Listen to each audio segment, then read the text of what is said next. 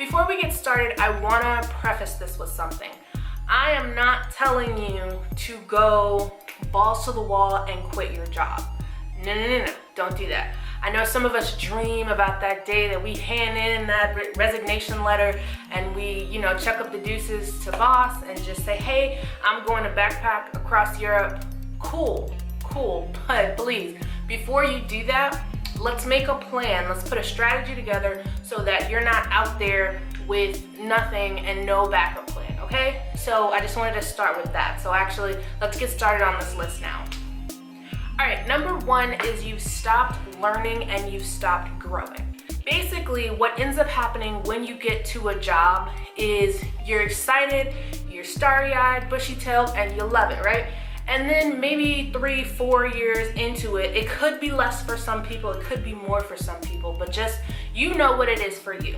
So let's say 3 years in and you're like, man, I am on it, I'm good at this, but it's starting to get repetitive, it's starting to get boring. I am always looking at the clock and this just isn't what I want to do anymore.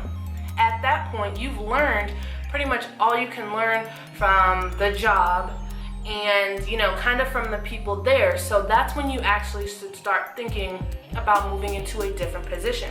Now, you don't have to quit your job altogether. You can move into another part of the company you're currently with, whether that's promotion or a lateral move, or like the title says, you can find a different job and quit this current one so that you're keeping that forward momentum going.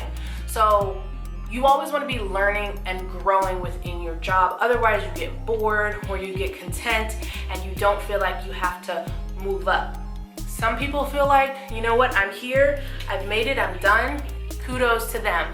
But if you're ambitious and if you are always looking for, that next thing, then that's something that you might want to think about. Once you stop learning and growing is to move up. All right, guys, number 2 is that the bad outweighs the good. So what do I mean by that? Well, if you love the people at your job, right?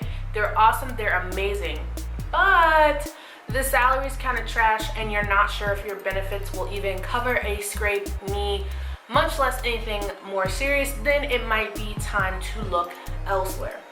A good exercise to do would be to get a piece of paper, down the middle, make a line, pros and cons on one side, and then you want to obviously list out the pros, obviously list out the cons, and if you're writing things about your job and the cons far outweigh the pros, then it might be time to start looking. When I say look, that's what I mean, look. Again, we don't want to jump on the bandwagon of quitting our job and backpacking across Europe or France or wherever you're trying to go. We want to make sure we have a plan and that we implement the things on that plan to make sure that we're good, our families are good, whoever you take care of or responsible for is good.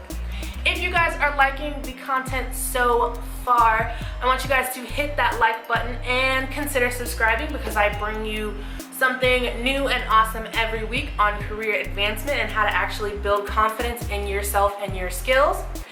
Also, in the comment section, I want to know, do you feel like it's time for you to leave your job?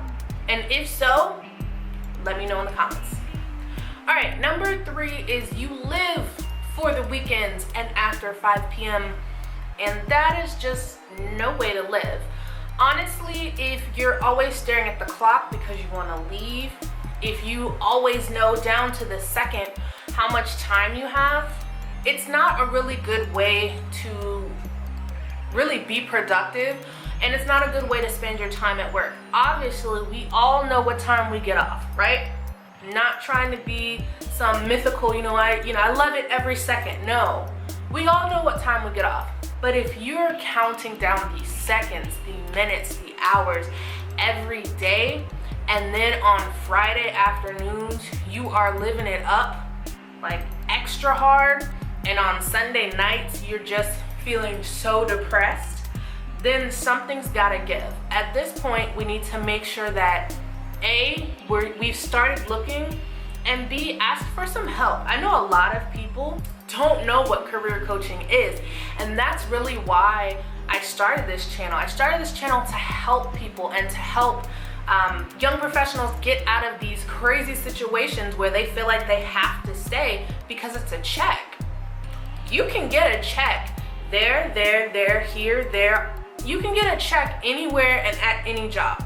I would prefer to have a job where I actually like the people, the company culture, and I'm getting a check rather than I hate it, but it's a check. So that's definitely something, I had to just get off my chest right there. But number 3 is basically you live for the weekends and after 5. Let's change that and let's start looking.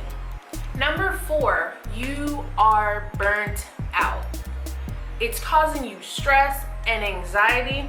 There's a myth that I just cannot stand that people basically think that 20-year-olds can't possibly be tired because we haven't done anything. We get tired too. Everyone has a limit to their stamina, and whether you've been in a job for 1 year, 6 months, 10 years, 25 years, you can get tired at any point. You can get burnt out. And something that I've seen a lot, whether it's with my clients or people that I speak with, they're burnt out.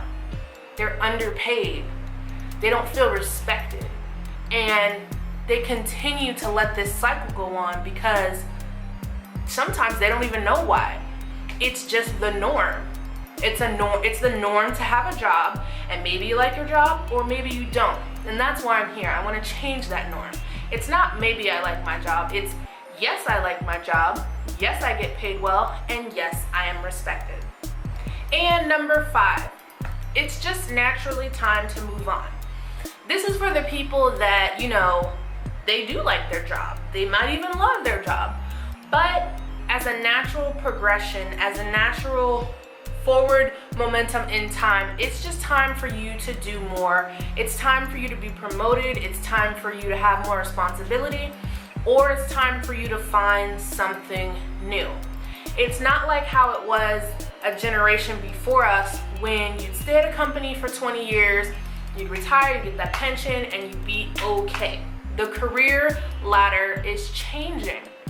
Am I saying you can't stay at a company for 20 years? Absolutely not. You can stay at a company for as long as you want to, but you can't coast for 20 years. You can't just hop, or not even hop, because that's an action. You can't just flow through your career because you might end up somewhere where you don't want to be. When you let people or things or circumstances push you towards different outcomes instead of you controlling the outcome, that's when you get those other things of being burnt out and not liking the job and getting underpaid and not feeling respected. So there's a natural time for you to go. You could love it. If you love your job, cool. Let's find you something higher up in that company where you can love that too, but you can follow that natural progression that you need in your career. All right, guys, I hope you enjoyed that. I feel like I got like a little emotional.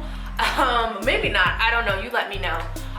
But I just hate seeing people out there who feel like they don't have another option. And that's really why I want to push this career advancement and career coaching and all this stuff so that people know they have an option. Before, as a young professional, I didn't know this was out here until I did my research and figured it out, and then I really started to use my skills to help other people. So if you need help, if you need career help, feel free to message me, leave a comment, go to any of my other social media platforms, and just leave a comment. Ask your questions. Never be afraid to ask questions.